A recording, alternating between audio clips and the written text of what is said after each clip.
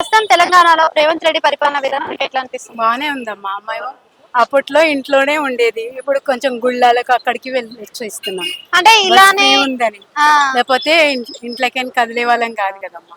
Bus free వల్ల ఇంట్లో ఉండే ఆడవాళ్ళు కూడా బయటకు వచ్చేస్తున్నారు అని అంటున్నారు కదా, మరి అవునమ్మా, నిజమే. దాని వల్ల ఇబ్బందులు అవుతున్నాయి వర్కింగ్ ఇబ్బంది ఏం లేదమ్మా. స్కూల్ మేము మధ్యాహ్నం కదా బయలుదేరేది, ఈవినింగ్ వరకు మళ్ళీ పిల్లలకి అంతా చేసి పెట్టి వెళ్తున్నాం. ఈవినింగ్ వాళ్ళు వచ్చేలోపు ఇంట్లో ఉంటున్నాం. ఆయన ఇచ్చిన 6 గ్యారెంటీలో మీకు ఎన్ని పథకాలు అంటాయి? 2 వచ్చాయి, రెండు. ఏదేది? గ్యాస్ను కరెంటు బిల్. కరెంట్ బిల్లు, ఇది ఉచిత మూడు అవుతుంది. అయితే ఇప్పుడు చూస్తున్నారు కదా, కేసీఆర్ ది 10 ఏళ్ల పరిపాలన చూసారు, ఇప్పుడు రేవంత్ రెడ్డిది సంవత్సరం పరిపాలన చూస్తున్నారు. ఇద్దరిలో మీరు తేడాలు ఏమైనా రెండు గమనించారా? బాగున్నాయమ్మా.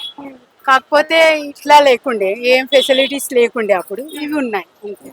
ఆయన పరిపాలనలో మీకు నచ్చింది ఏంటి అసలు? ఇచ్చే వాళ్ళకి ప్లేస్లు ఇచ్చారమ్మా.